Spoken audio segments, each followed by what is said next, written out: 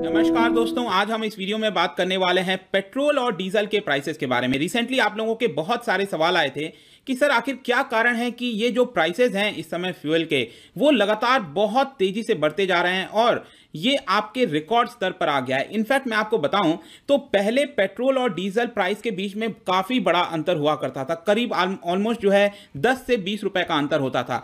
अब इसमें जो डिफरेंस है वो भी खत्म हो गया। अगर आप दिल्ली में देखिए तो कुछ ही पैसों का अंतर बचा है दोनों के प्राइसेस में। तो इसका कारण क्या है वो जानेंगे और क्या ये सही है उसके बारे में भी थोड़ा डिस्कस करने की कोशिश करेंगे। चलिए दोस्तों, आप ये आर्टिकल देख सकते हो, ये है आपका 22 जून।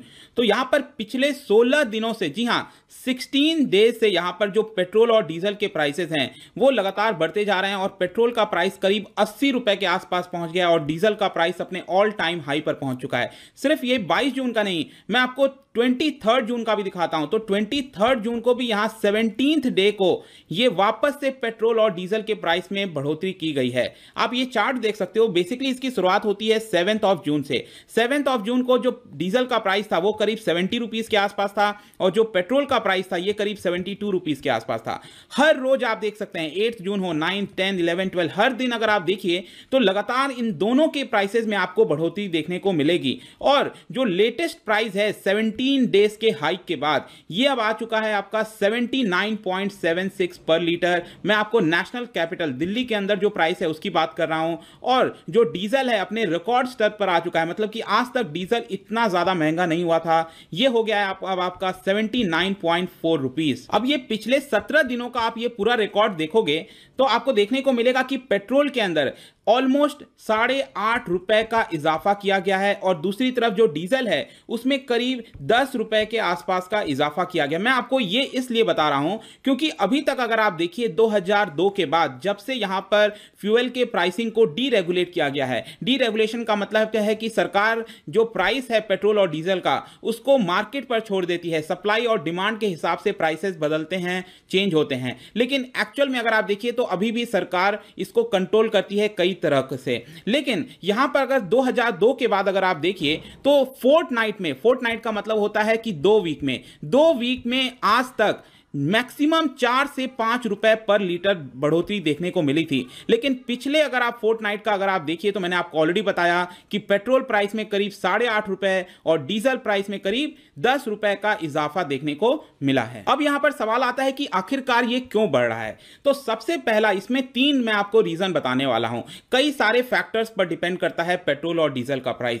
सबसे और बेसिक जो प्राइमरी फैक्टर होता है दोस्तों आपको पता है वो है आपका ग्लोबल क्रूड ऑयल। मतलब कि हम 84% ऑलमोस्ट जो क्रूड ऑयल है वो बाहर से मंगाते हैं और बाकी का 16% हम अपने देश के अंदर ही इसको प्रोड्यूस करते हैं। तो इतना ज्यादा इंपोर्ट कराने की वजह से जो बाहर का प्राइस होता है ग्लोबल क्रूड ऑयल उसके ऊपर हम निर्भर करते हैं। अगर वहां पर इसमें बढ़ोतरी आएगी तो हमारे देश में भी आपको पेट्रोल और डीजल के प्राइस बढ़ते हुए दिखेंगे। ऑल्दो आप कह सकते हैं कि जब कोविड-19 पैंडेमिक फैला था मार्च के महीने से, तब से यहां पर जो डिमांड है क्रूड ऑयल की वो लगातार नीचे गई थी और आपने देखा होगा कि किस तरह से जो क्रूड ऑयल के प्राइसेस हैं वो बहुत तेजी से नीचे आए थे। जो ब्रेंट क्रूड का प्राइस है वो $20 पर बैरल से भी नीचे आ गया था। और इनफैक्ट आपको याद होगा मैंने कुछ समय पहले ये वीडियो भी बनाया था जहां पर यूएस के अंदर जो WTI का प्राइस होता है, वेस्ट टेक्सास इंटरमीडिएट, वो कुछ समय के लिए $0 के भी नीचे चला गया था। तो इतनी सारी चीजें हुई थी आपके कोविड-19 पैंडेमिक के बीच में।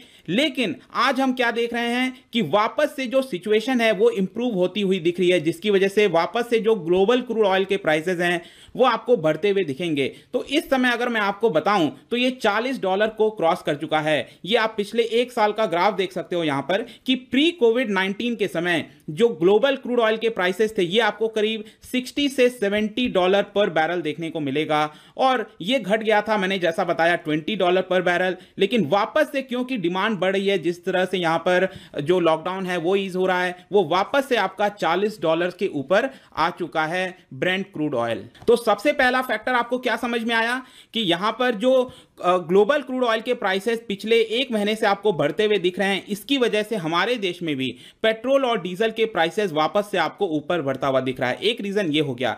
दूसरा यहां पर इस रीजन आता है रूपी डॉलर एक्सचेंज का। रूपी डॉलर में भी अगर आप देखेंगे आपको पता होगा कि हम डॉलर के टर्म्स में पे करते हैं हैं बाहर। इसकी वजह से अगर जितना ज्यादा हमारा रुपए कमजोर होता जाएगा तो एक तरह से हम ज्यादा पे कर रहे हैं बाकी देशों को। तो यहां पर अगर आप देखिए तो मार्च के महीने से आप देख सकते हैं, मार्च के पहले जब कोविड-19 नहीं आया था तो जो dollar to rupee exchange rate था ये आपका 70-71 चल रहा था। लेकिन आप प्रेजेंट में देखिए, मार्च के बाद आप देखिए लगातार रुपए गिरता रहा है और इस समय रुपए की वैल्यू करीब 75 से 76 के बीच में चल रही है। तो दूसरा रीजन आपका यह हो गया कि यहां पर जो रुपी टू डॉलर एक्सचेंज रेट है इसकी वजह से भी आपको प्राइस बढ़ता हुआ हमारे देश के अंदर दिख रहा है। और लास्ट में जो तीसरा और मैं कहूंगा सबसे इंपॉर्टेंट रीजन है वो ये है कि सेंट्रल गवर्नमेंट के द्वारा जो एक्साइज ड्यूटी लगाई जाती है पेट्रोल डीजल के ऊपर और साथ में जो स्टेट गवर्नमेंट के द्वारा वैल्यू एडेड टैक्स लगाया जाता है, इन दोनों की वजह से भी आपको पेट्रोल डीजल के प्राइस बढ़े हुए दिखेंगे।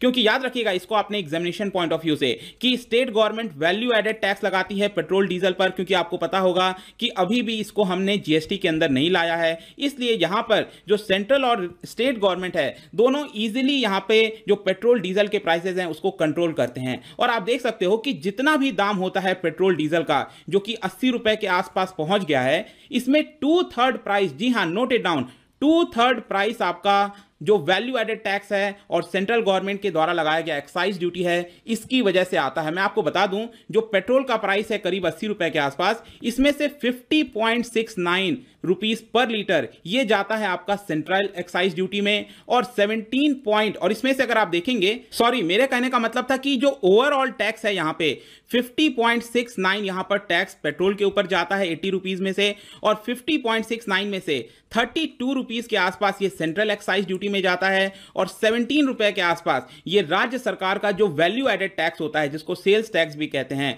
उसके पास जाता है। अगर मैं डीजल की बात करूं तो डीजल में भी कोई बहुत अंतर नहीं है, 49.43 रुपीस 80 रुपए के डीजल के कॉस्ट में से ये आपका चला जाता है टैक्स के अंदर, और इसमें से 31 रुपीस करीब सेंट्रल एक्साइज और जो स्टेट गवर्नमेंट है उसका 17 रुपीस ले लेती है। तो आप देख सकते हैं कि जितना भी डीजल और पेट्रोल का प्राइस है उसमें जो 2/3 हिस्सा है वो डायरेक्टली सरकार के पक्ष में चला जाता है। और एक और चीज ध्यान रखिएगा कि यहां पर राज्य सरकार जो है वो वैट के थ्रू भी लेती है, और जो सेंट्रल एक्साइज आता है आपका सेंट्रल गवर्नमेंट के पास, ये जो 32 रुपीस आप देख रहे हो ये पूरा सेंट्रल गवर्नमेंट के पास नहीं आता। इसमें ध्यान रखिएगा फाइनेंस कमीशन के अकॉर्डिंगली यहां पर जो 42% इसका हिस्सा है, मतलब 32 रुपीस में से जो 42% है इसका हिस्सा वो भी राज्य सरकार को देना होता है। तो आप देख सकते हो क्लियरली कि यहां पर जो टैक्सेस हैं उसकी वजह से सबसे ज्यादा आपको ये प्राइस में बढ़ोतरी देखने को मिलेगी। लेकिन ऐसा नहीं है कि ये प्राइसेस जो टैक्सेस हैं वो हमेशा से बढ़े हुए थे,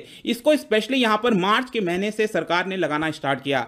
सबसे पहले मार्च 14 को आप देख सकते हो कि पेट्रोल और डीजल के ऊपर 3-3 रुपए यहां पर सरकार ने एक्साइज ड्यूटी बढ़ाया था, और आगे चलकर मई 5 को भी सरकार ने करीब 10 रुपए पर लीटर ऑन पेट्रोल और 13 रुपीस ऑन डीजल आप देख सकते हैं ये सरकार ने बढ़ाया था। तो इतना ज्यादा अगर अचानक से इजाफा किया जाएगा तो ऑब्वियस सी बात है आपको जो पेट्रोल और डीजल के प्राइसेस हैं वो ज्यादा होते हुए दिखेंगे। तो सबसे पहले याद रखिएगा कि जब पेट्रोल और डीजल जो ग्लोबल क्रूड ऑयल है जब वो $20 से नीचे चला गया था पर बैरल, उस समय सरकार ने जानबूझ के ये जो बेनिफिट है उसको कंज्यूमर को पास ऑन नहीं किया था। इसमें सरकार ने बेसिकली क्या किया कि ये हाइक कर दिया था टैक्सेस को। लेकिन आज के डेट में वापस से जब ग्लोबल क्रूड ऑयल के प्राइसेस $40 के भी ऊपर जा रहा है तो सरकार ने बेसिकली अभी इसको कम नहीं किया है। जो टैक्सेस सरकार लगाई थी इसको कम नहीं किया। अगर सरकार इसमें गिरावट कर देती है तो आपको वापस से जो पेट्रोल डीजल के प्राइसेस हैं वो नीचे आते हुए दिखेंगे। अब लास्ट में यहां पर आपके मन में सवाल आ रहा होगा कि करंट ग्लोबल ऑयल मार्केट का सिचुएशन इस समय क्या है। तो मैं आपको बता दिया वैसे ही मैंने ऑलरेडी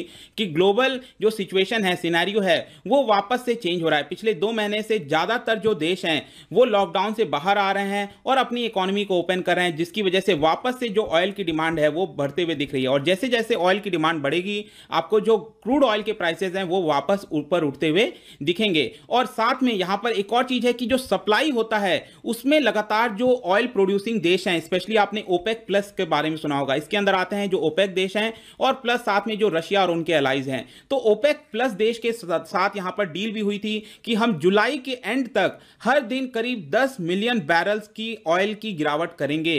तो यहां पर अगर सप्लाई कम होगा और दूसरी तरफ डिमांड बढ़ेगा तो वापस से अगर आप इसमें आप आश्चर्यचकित मत होइएगा कि वापस से जो ब्रेंट क्रूड के प्राइसेस हैं वो $50 और $60 के भी ऊपर जा सकते हैं। और लास्ट में जाने से पहले मेरा मेरा आपके लिए क्वेश्चन है, आपको क्या लगता है कि सरकार ने जिस तरह से टैक्सेस में इजाफा किया है पेट्रोल और डीजल में, क्या ये सही है कि नहीं? क्या सरकार को जो ग्लोबल क्रूड ऑयल के प्राइसेस कम हुए थे, क्या उसका बेनिफिट कंज्यूमर को पास ऑन करना चाहिए था कि नहीं करना चाहिए था? अब देखिएगा, इसमें दोनों व्यूज हैं। कई एक तरफ लोगों का मानना है कि डेफिनेटली करना चाहिए था, लेकिन दूसरी तरफ जो इकोनॉमिस्ट हैं उनका यहां पर यह कहना है कि क्योंकि सरकार के पास इस समय रेवेन्यू जनरेट नहीं हो रहा है, क्योंकि ऑलरेडी पूरी इकोनॉमी लॉकडाउन में थी, इसकी वजह से यहां पर कहीं ना कहीं से सरकार को रेवेन्यू कलेक्ट करना था, क्योंकि ऑलरेडी सरकार को हेल्थ के ऊपर, कोविड-19 के ऊपर यहां पर खर्चा करना है, जिसकी वजह से ये जो इजाफा है वो कहीं ना कहीं यहां पर सही ठहराया जाता है। मैं आपसे पूछता हूं आपका इसके ऊपर क्या कहना है। मैं आपको बता भी दूं कि यहां पर जो हर एक रुपए जो टैक्सेस बढ़ाया जाता है सरकार के द्वारा, उसमें करीब 13 से 14 हजार करोड़ एनुअली यहां पर सरकार को फायदा होता है।